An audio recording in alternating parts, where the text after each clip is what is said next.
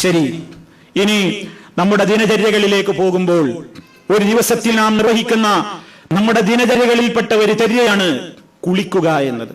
കുളി എന്ന് പറയുന്നത് പല കാര്യങ്ങൾക്ക് വേണ്ടി നമ്മൾ കുളിക്കാറുണ്ട്. പൊതുവെ ഉന്മേഷത്തിനും വൃത്തിക്കും ശുദ്ധിക്കും അതുപോലെ തന്നെ ശാരീരികവും മാനസികവുമായ നല്ല ഒരു ചൈതന്യവും ഉന്മേഷവും വീണ്ടെടുക്കുവാൻ വേണ്ടി, പ്രവർത്തനങ്ങളിൽ ഉഷാറ് കിട്ടാൻ വേണ്ടി, ഇബാദത്തുകളിൽ ഉന്മേഷം കിട്ടാനൊക്കെ വേണ്ടി നാം കുളിക്കാറുണ്ട്. അങ്ങനെ വൃത്തിക്കും ശുദ്ധിക്കും വേണ്ടി നമ്മൾ കുളിക്കുന്നു. അതേപോലെ തന്നെ അത് നമ്മളൊരു നിർബന്ധമായ ഒരു കുളി എന്ന നിലക്കല്ല, അതൊരു ദിനചര്യ എന്ന നിലക്ക് നമ്മൾ നിർവഹിക്കുന്ന ഒരു കുളിയാണ്. അതേ അവസരത്തിൽ മറ്റു ചില കുളികൾ ഒരു മുസ്ലിമിന്റെ ജീവിതത്തിൽ കടന്നു വന്നുകൊണ്ടേയിരിക്കും. ചില കാരണങ്ങളാൽ കുളിക്കൽ ഒരു മുസ്ലിമിന് നിർബന്ധമായി തീരും. അതിൽപ്പെട്ടതാണ് ഒന്ന്, വലിയ അശുദ്ധി ഉണ്ടാവുക എന്ന് പറയുന്നത്.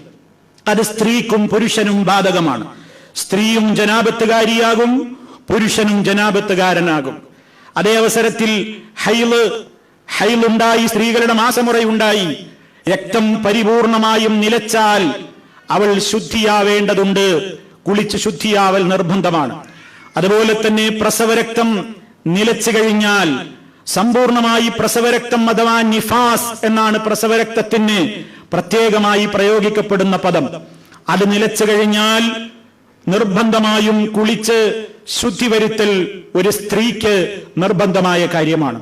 പരിശുദ്ധ ഖുർആൻ പറഞ്ഞു, വഇൻ കുൻതും ജുനുബൻ ഫത്തഹറു, നിങ്ങൾ ജനാബത്തുകാരായാൽ നിങ്ങൾ ശുദ്ധീകരിക്കണം. അത് പുരുഷനായിരുന്നാലും സ്ത്രീ ആയിരുന്നാലും. ഇന്ദ്രിയ സ്ഖലനത്തിലൂടെ, അത് സ്വപ്നത്തിലാവാം ഉണർച്ചയിലാവാം, സ്ഖലനം സംഭവിച്ചാൽ കുളി നിർബന്ധമായി എന്നെല്ലാവർക്കും അറിയാം. അത് സ്ത്രീക്കും പുരുഷനും ഒരുപോലെ ബാധകമായ കാര്യമാണ്. അതുപോലെ ഭാര്യാഭർത്താക്കൾ ശാരീരികമായ ബന്ധത്തിൽ ഏർപ്പെട്ടു കഴിഞ്ഞാൽ സ്ഖലനം നടക്കട്ടെ നടക്കാതിരിക്കട്ടെ, കുളി നിർബന്ധമായി എന്ന കാര്യത്തിൽ ആർക്കും തർക്കമില്ല. സഹോദരങ്ങളെ, കുളി എന്ന് പറയുന്ന കാര്യം എല്ലാവരും എല്ലാ ദിവസവും കുളിക്കുന്നുണ്ട്. പക്ഷെ നിർബന്ധമായി കുളിക്കുന്ന അവസരങ്ങളിൽ അതിന് ഇസ്ലാമികമായ ചില ചിട്ടകൾ മനുഷ്യൻ പാലിക്കേണ്ടതുണ്ട്. ഒന്നാമതായി, ഏതൊരു പ്രവൃത്തിയും അള്ളാഹു പരിഗണിക്കുന്നത് ഇതൊരു കേവല കുളിയാണോ അതോ മറ്റേതെങ്കിലും ബാധ്യത നിർവഹണം എന്ന നിലക്കുള്ള കുളിയാണോ, എവിടെയാണ് എങ്ങനെയാണ് തീരുമാനിക്കപ്പെടുന്നത്? ഉദ്ദേശത്തിനനുസരിച്ച്. അതിനാ അറബിയിൽ നിയ്യത്ത് എന്ന് പറയുന്നത്. കുളി ശരിയാവാനുള്ള വലിയ ശുദ്ധിയിൽ നിന്ന്, അതുപോലെ തന്നെ ഹൈലിൽ നിന്ന്, നിഫാസിൽ നിന്ന് ഒക്കെ ശുദ്ധിയാകുമ്പോൾ അതിന് അനിവാര്യമായും ഒന്നാമതായി ഉണ്ടായിരിക്കേണ്ടത് നിയ്യത്താണ്. നിയ്യത്ത് എന്ന് പറയുമ്പോൾ നമ്മൾ മനസ്സിലാക്കണം, തെറ്റിദ്ധാരണകളുടെ ലോകമാണത്. നിയ്യത്ത് എന്ന് പറഞ്ഞാൽ തന്നെ അതിന്റെ അർത്ഥം കരുത്ത് എന്നാണ്. കരുത്ത് നാവിലല്ല, കരുത്ത് നാവ് കൊണ്ട് ഉച്ചരിക്കലല്ല, അത് ഖൽബിലാണ് വേണ്ടത്. ഞാൻ വലിയ ശുദ്ധിയിൽ നിന്ന് ശുദ്ധിയാകാൻ വേണ്ടി കുളിക്കുന്നു എന്ന കരുത്ത്, അതിൽ നിന്ന് വൃത്തിയാവാനുള്ള കുളിയാണെന്ന ഉദ്ദേശം അതുണ്ടായിരിക്കണം. അതിനാണ് നിയ്യത്ത് എന്ന് പറയുന്നത്. അതേ അവസരത്തിൽ ചെറിയ ശുദ്ധിയെ ഉയർത്തുവാൻ വേണ്ടി ഉളു എന്ന ഫർളിനെ ഞാൻ നിർവഹിക്കുന്നു എന്ന് മലയാളത്തിലും അറബിയിലും, വലിയ ശുദ്ധിയെ ഉയർത്തി കിട്ടുവാൻ വേണ്ടി കുളി എന്ന ഫർളിനെ ഞാൻ വീട്ടുന്നു എന്ന മലയാളത്തിലും അറബിയിലും, ഇങ്ങനെ നിയ്യത്ത് നാവ് കൊണ്ട് ചൊല്ലിപ്പറയുന്ന ഒരു സമ്പ്രദായം നാടുകളിൽ നമുക്ക് കാണാൻ സാധിക്കും. എന്നാൽ ഇസ്ലാമിക ഏടുകളിൽ അതില്ല. നാട്ടാചാരം വേറെ, ഇസ്ലാം വേറെ. ഇങ്ങനെ നിയ്യത്ത് ഉറക്കെ ചൊല്ലിപ്പറയുന്ന ഒരു സമ്പ്രദായം ഇസ്ലാമിലില്ല. മറിച്ച് നാം എന്ത് ചെയ്താൽ മതി? അതെ, കുളിക്കാൻ വേണ്ടി ഒരുങ്ങുമ്പോൾ വലിയ ശുദ്ധിയിൽ നിന്ന്, ജനാബത്തിൽ നിന്നാണെങ്കിൽ അങ്ങനെ, ഹൈലിൽ നിന്നാണെങ്കിൽ അങ്ങനെ, നിഫാസിൽ നിന്നാണെങ്കിൽ അങ്ങനെ, ഏത് രൂപത്തിലുള്ള വലിയ ശുദ്ധിയിൽ നിന്നാണ് ശുദ്ധിയാകുന്നതെങ്കിൽ അതിൽ നിന്ന് ഞാൻ ശുദ്ധിയാകുന്നു എന്ന് മനസ്സിൽ കരുതുകയാണ് ഒന്നാമത്തെ നിബന്ധന. രണ്ടാമത്തെ നിർബന്ധമായ ഘടകം, കുളിയുടെ ഫർളുകളാണ് ഞാൻ പറയുന്നത്. ഫർളിൽ നിന്ന് ഒന്ന് ഒഴിവായ കുളി ശരിയാവൂല. ഒന്നാമത്തെ നിയ്യത്താണ്.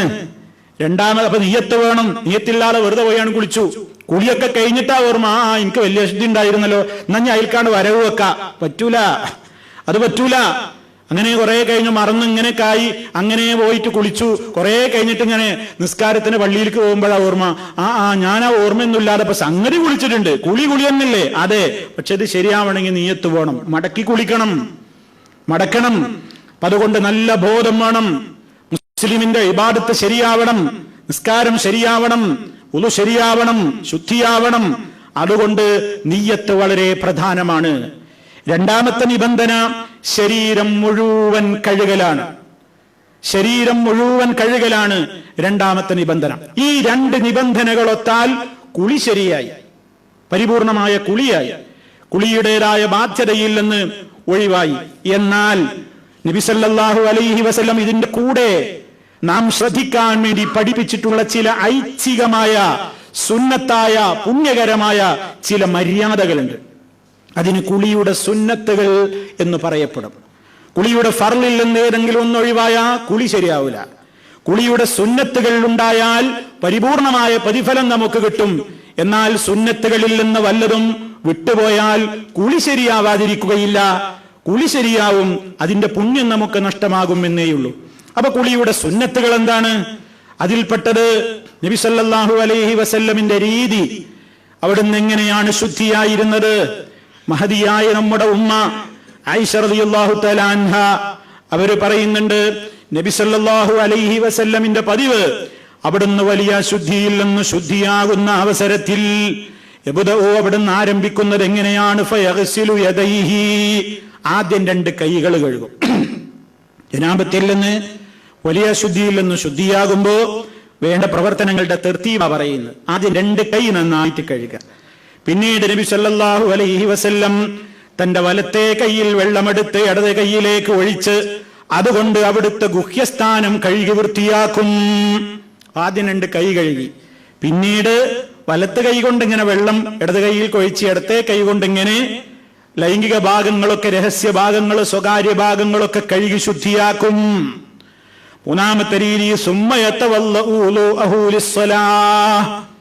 പിന്നീട് നിസ്കാരത്തിന് ഉളുവെടുക്കും പോലെ, നിസ്കാരത്തിന്റെ ഉളു പോലെയുള്ള ഒരു ഉളു നബി സല്ലല്ലാഹു അലൈഹി വസല്ലം നിർവഹിക്കും.